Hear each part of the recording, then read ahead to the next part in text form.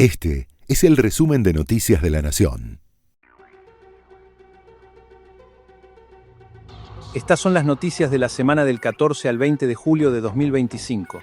Javier Milei participó del acto por la conmemoración del atentado a la AMIA.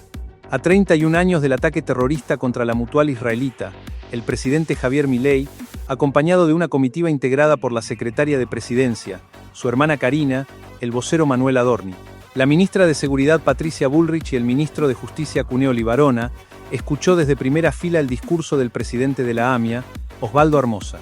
Celebramos la decisión de que la Argentina haya decidido pararse del lado correcto de la historia, dijo el dirigente comunitario.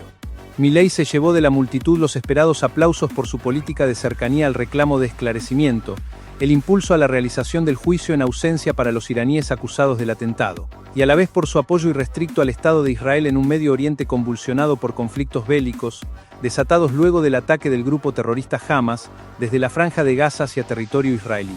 Milei evitó cruzarse con la vicepresidenta Victoria Villarruel, que decidió no concurrir aunque escribió un posteo de adhesión, y con el jefe de gobierno porteño, Jorge Macri, que se ubicó en medio de la multitud.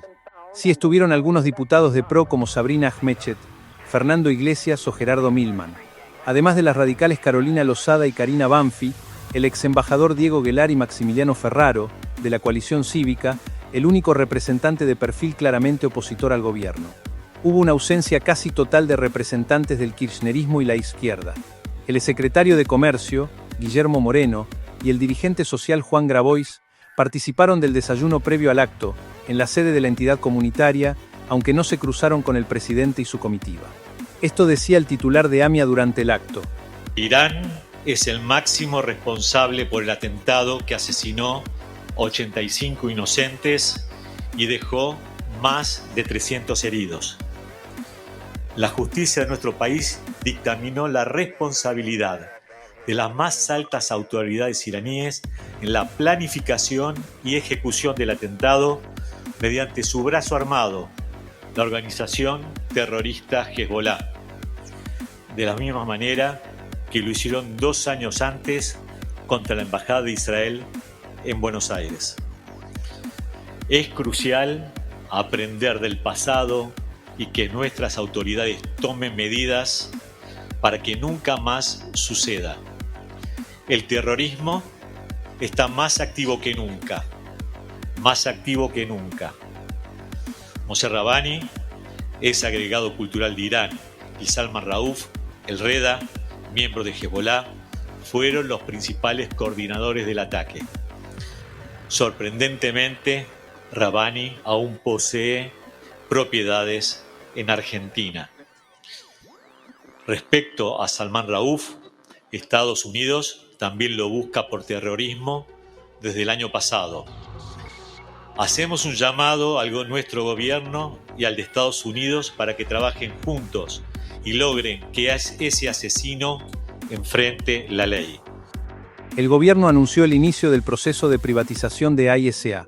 El vocero presidencial, Manuel Adorni, confirmó que el Estado transferirá el 90% de sus acciones de Aguas y Saneamientos Argentinos a capitales privados mediante una licitación pública nacional e internacional.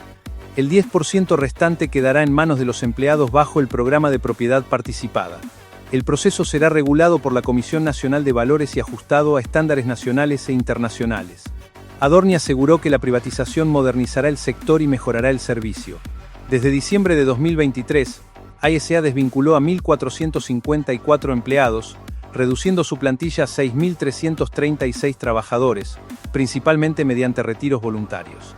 El gobierno cuestionó las gestiones anteriores. Desde su reestatización en 2006, AISA recibió más de $13.400 millones del Tesoro, pese al deterioro de la infraestructura y el aumento de la morosidad de los usuarios al 16%. Adorni también denunció que en la última gestión se gastaron más de $4.800 millones y acusó a la empresa de funcionar como plataforma de campaña, al estar bajo la conducción de Malena Galamarini, esposa del ex ministro de Economía, Sergio Massa. AISA había propuesto vender acciones en la bolsa, pero el ejecutivo optó por la licitación directa. En 2024, la empresa mostró un resultado operativo positivo de $104.000 millones, tras aumentos en tarifas, frente al déficit de $278.000 millones en 2023. Además, transferirá 83 grandes obras a otras jurisdicciones. Así lo anunció el vocero presidencial. Nacional tomó la decisión de iniciar el proceso de privatización de AISA. De esta manera se incorporará capital privado mediante la transferencia del 90% de las acciones de la empresa, actualmente por supuesto en manos del Estado, a través de un esquema mixto que combina una licitación pública nacional e internacional para seleccionar un operador estratégico y una oferta pública inicial para abrir el capital de la empresa a otros inversores. Además, en esta propuesta se incluye la permanencia de los empleados de la empresa como accionistas de AISA dentro del programa de propiedad participada actualmente vigente, el cual representa el 10% del capital social de la empresa. Desde su reestatización en 2006, AISA requirió aportes permanentes del Tesoro Nacional, totalizando más de 13.400 millones de dólares hasta el 2023. O sea, de 2006 hasta el 2023, los aportes de los argentinos a AISA fue de 13.400 millones de dólares. Cierran las listas para la elección en provincia de Buenos Aires. La elección legislativa del 7 de septiembre en la provincia de Buenos Aires será local en su forma, pero nacional en su contenido y en su impacto político. Con el desdoblamiento definido por el gobernador Axel Kicillof, la contienda quedó separada del calendario nacional. Sin embargo, los principales partidos tienen su vista puesta en 2027 y ya ingresaron en la cuenta regresiva para definir los nombres que competirán por renovar 23 bancas en diputados en las secciones segunda, tercera, sexta y octava. 23 bancas en el Senado en las secciones primera, cuarta, quinta y séptima, y consejos deliberantes en los 135 municipios. Todas las fuerzas políticas coinciden en la importancia de esta elección, aunque sea local y legislativa. Por eso que analizan poner en juego dirigentes y nombres con peso específico y conocimiento nacional, como intendentes o funcionarios. Por un lado irá el Frente Integrado por la Libertad Avanza y el PRO, por el otro el denominado Fuerza Patria, la coalición que lograron conformar a modo de tregua el PJ, el Frente Renovador, la Cámpora y partidos aliados. Además, los radicales no alineados al gobierno, así como el socialismo de Stolbicero, el peronismo no kirchnerista, con figuras como Mazotti y Monzó, también tendrán un armado común. Las listas se cierran este sábado 19 de julio, minutos antes de la medianoche. El dólar oficial volvió a subir y alcanzó los 1.300 pesos. A pesar de que el gobierno convalidó una suba de tasas de interés para intentar contener el dólar, las cotizaciones siguieron con el movimiento alcista y en el final de la semana alcanzaron los 1.300 pesos. El desarme de las letras de liquidez fiscal, LEFI, esta semana generó un exceso de liquidez que presionó sobre el mercado cambiario, un hecho que se sumó al cierre de posiciones de carry trade y al ruido político. El dólar oficial minorista cerró la jornada en las pizarras del Banco Nación a 1.300 pesos, un avance de 10 pesos frente al cierre anterior. Se trató del valor nominal más alto que se tenga registro, tras la eliminación del cepo cambiario para los ahorristas minoristas. El precio promedio en otros bancos es de 1.300 pesos con 73 centavos, según el relevamiento diario del Banco Central. El tipo de cambio oficial mayorista cotizó a 1.285 pesos, equivalente a una suba de casi 11 pesos frente al cierre anterior. De todos modos, todavía está lejos del techo del nuevo esquema de bandas de flotación, que actualmente se ubicaría a 1.441 pesos. El dólar MEP se negocia en el mercado de capitales a 1.293 pesos con 70 centavos, un incremento diario de 12 pesos con 74. En tanto, el contado con liquidación aparece a 1.298 pesos con 26 centavos. Desde el gobierno restaron importancia a estas variaciones. Así lo indicó Manuel Adorni en su conferencia de prensa.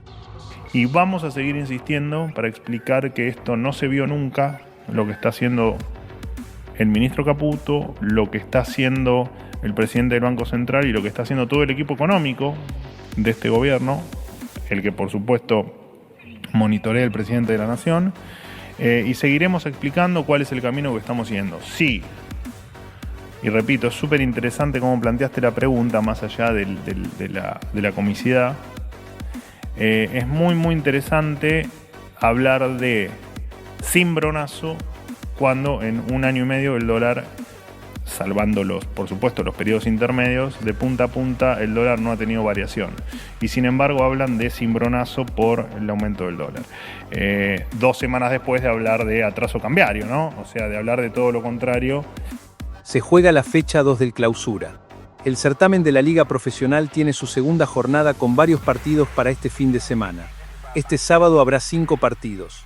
Desde las 2:30 San Lorenzo se enfrenta a Gimnasia y Esgrima en el Bajo Flores. A las 4:30 Lanús recibe a Rosario Central, en un partido que marcará una prueba piloto para el regreso de las hinchadas visitantes al fútbol argentino.